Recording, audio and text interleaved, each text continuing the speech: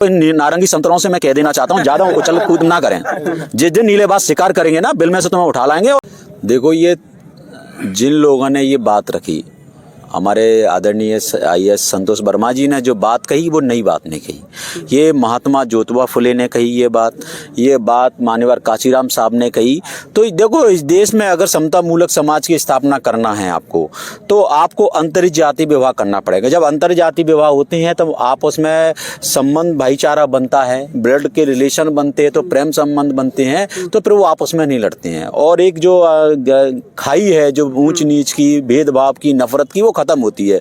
उन्होंने जो लाइन जो पुरानी चली आ रही है वही कही है, कोई नई बात नहीं कही है। मगर तोड़ मरोड़ के इस चीज को जो मनुवादी व्यवस्था के लोग हैं, ये नहीं चाहते कि बाबा साहब का राज कायम रहे, ये देश संविधान से चले। वो लोग नहीं चाहते, वो लोग चाहते हैं कि ये देश मनुष्य संहिता से चले। आजकल एक ट्रेंड चला हुआ है नीलेबाज।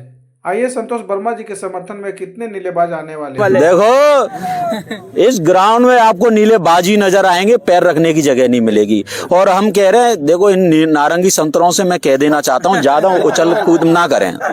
जिस दिन नीलेबाज शिकार करेंगे ना, बिल में से तुम्हें उठा लाएंगे और खा जाएंगे। सर, ग्वालियर हाई कोर्ट में भी एक मामला चल रहा है मूर्ति को लेकर, अभी तक वो सुलझ नहीं पाया। 8 महीने हो गए इस मामले को लेकर और लगातार इसमें विवाद हो रहा है। बाबा साहब अम्बेडकर की फोटो जलाई गई और फिर वो जिस एडवोकेट का साथी थे वो लोग, क्या अनिल मिश्रा, उनको जेल ले जाया, रोगी है वो, नहीं, उसको जेल ले जाया गया, लेकिन बाद में 4-5 दिन बाद जमानत भी हो गई। तो क्या बहुजन समाज इतना कमजोर हुआ कि अपने जो महापुरुष की फोटो जलाई जाती है? और फिर देखो, बहुजन समाज नहीं, मैं स्पष्ट आपके चैनल से कह देना चाहता हूं कि आज की जो न्याय प्रणाली है, हम न्याय प्रणाली में भरोसा करते हैं, मगर जिनके हाथों में अभी न्याय प्रणाली है वो उनके कठपुतली बन चुकी है। सत्ता के नशे में वो लोग न्याय। अब जो बताओ, रविवार के दिन न्यायालय खुला, रविवार के ऐसी क्या इमरजेंसी, कोई फांसी की सजा तो हो नहीं रही थी इस मानसिक रोगी वकील को, फांसी की सजा तो नहीं हो रही थी ना।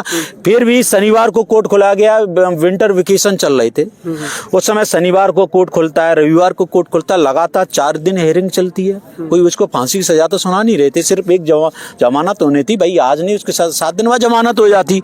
इमरजेंसी कोई मैटर नहीं था। इसका साफ जाहिर हो रहा है कि सत्ता के नशे में, सत्ता के दबाव में, मनुवादियों के दबाव में न्याय प्रणाली चल रही है। भाजपा की जो सरकार है उनका सहयोग कर रही है। अरे सहयोग नहीं, उनके दबाव में न्यायालय प्रणाली चल रही है भाई। आप समझो बात को कि वो लोग न्यायालय को अपने दबाव में चला रहे, क्योंकि वो सत्ता के नशे में न्यायालय पे पूरा कब्जा करे हुए। अगर न्यायालय पे कब्जा नहीं होता तो जो बाबा साहब का संविधान है, हम पूरा भरोसा था कि बाबा साहब के संविधान की जीत हो। ये लड़ाई अब कहाँ तक जाएगी, क्योंकि इसका कुछ निष्कर्ष निकलता नजर नहीं आ रहा है। ये वही ठहरी हुई है, लटकी हुई है। मैं अपने बहुजन समाज से ये कह देना चाहता हूँ कि आप देख रहे हो कि ये तमाम नई नई चीजें लेके आएंगे। ये हमारे लोगों को भटकाने का काम कर रहे हैं कि हम सत्ता की तरफ ना जाएं। हम ये कहते हैं कि जिस दिन आपकी बहुजनों की सरकार होगी, तो आपको पता है कि जिसकी सत्ता होती है उसका धन होता है, उसका बल होता है, उसका धर्म होता है। और जिस दिन हमारी सत्ता होगी इन सबका इलाज करने का, अगर आपको इनका इलाज करना है तो आपको आपकी बहुजन समाज की जो सत्ता है, आपको आजाद समाज पार्टी की सरकार लेके आने पड़ेगी और इनका हम जल्दी ही इलाज कर देंगे। सर, आपने फोटो उठा लिया चंद्रशेखर आजाद की, क्या कहना चाहेंगे? ये मैं संदेश देना चाहता हूँ, ये आधुनिक भारत का आगे चल के निर्माता बनेंगे और ये बहुजनों की आन और शान और ये आइकॉन है, जिससे ये मनुवादी घबराते हैं। आए दिन नई नई चीजें ये बदनाम करने की कोशिश करते हैं। मगर मैं कह देना चाहता हूँ बहुजन समाज से, अगर आपको कोई मान्यवर काशीराम साहब के बाद आपका कोई सुरक्षा कवच बन सकता है और सत्ता ला सकता है तो ये इंसान है। तो आपका क्या कहना है, प्रधानमंत्री बनेंगे चंद्रशेखर आजाद? बिल्कुल, हम सब मिलकर आजाद जी को प्रधानमंत्री बनाने का काम करेंगे। चंद्रशेखर भाई आगे बढ़ो, हम आपके साथ। साथियों, मैं करीबन IAS संतोष वर्मा जी जो आदिवासी IAS है, उनके लिए दिन रात मेहनत करीबन 2 महीने से कर रहा हूं। और मैं यहाँ मंच से देख रहा हूँ, हमारे जयेश का कोई नामो निशान नहीं है। बहुत बुरा लग रहा है। दिन रात मेहनत कर रहे, बीबी बच्चों को छोड़ के, आज हमारी माता सब आए हुए, पर हमारे जयेश का कोई नाम नहीं है। अब ये भी बता दो, जयेश के हाथ सब ऊंचे कर दो जो जयेश के साथी हर जिले से आए, पूरे भारत से आए, महाराष्ट्र से आए, वो साथी भी ऊंचे करे। मेरे दिल की बात बोल रहा हूँ, दिल दुखता है। यहाँ बस आंसू नहीं आ रहे, बस ये सोचता हूँ कि मेरे सब अपने हैं। ठीक साथियों, आगे की बात, जो हमारे IAS संतोष वर्मा जी है, उनने सभी सर्व समाज को एक करने की बात करी थी, पर यहाँ के जो ब्राह्मणीवादी लोग हैं, मनुवादी लोग हैं, उन लोगों ने हमारे आदिवासी IAS वर्मा जी को एक जरा सा हथियार लेके आए। हथियार तो हम भी लाए हैं, हमारे तीर कामटे तैयार कर लो। ऊपर दिखाओ जिसके हाथ में भी तीर कामटे। कितना है? 200 तीर कामटा है। आओ ब्राह्मण लोगों, हमारे आदिवासी आईएएस को कैसे डराया? जब आदिवासी रोड पे उतरता है तो जब है ना, आदिवासी जब रोड पे चलता 10 फीट दूर चलता था, ध्यान रखना। और है ना, फाड़िया साथ में लेके चलता था, वो डरता था।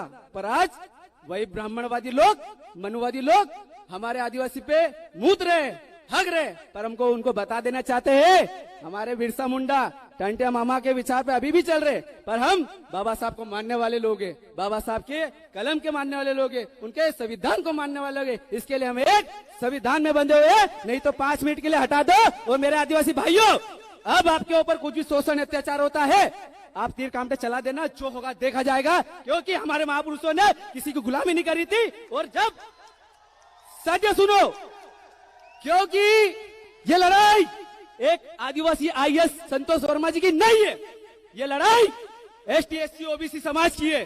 और जो ये लोग हमारे ऊपर आए दिन शोषण अत्याचार कर रहे, हमारे बाबा साहब को गाली दे रहे, हमारे बाबा साहब को अपमान कर रहे, हमारे संविधान का अपमान कर रहे, अब उन लोगों को भी हम इस मंच से बोल देना चाहते हैं, आप अगर संविधान को नहीं मानते हो तो आपको इस देश पे और इस जगह पर रहने का कोई अधिकार नहीं है, चले जाओ। नहीं तो हम यहाँ से तीर कामटे चालू कर देंगे, तो आपको इस धरती पर पैर रखने की जगह नहीं मिलेगी।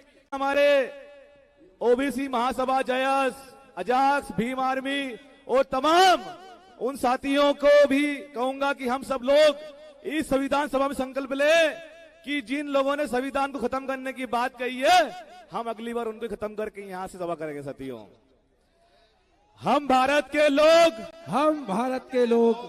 भारत को संपूर्ण प्रभुत्व संपन्न समाजवादी पंथ निरपेक्ष लोकतंत्रात्मक गणराज्य बनाने के लिए तथा समस्त नागरिकों को सामाजिक आर्थिक और राजनीतिक न्याय विचार अभिव्यक्ति विश्वास धर्म और उपासना की स्वतंत्रता प्रतिष्ठा और अवसर की समता प्राप्त कराने के लिए तथा उन सब में व्यक्ति की गरिमा, राष्ट्र की एकता और अखंडता सुनिश्चित करने वाली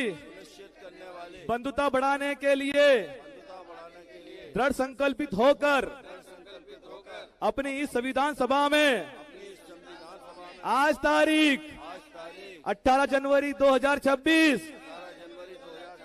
को एतद द्वारा इस संविधान को अंगीकृत अधिनियमित आत्मर्पित करते हैं।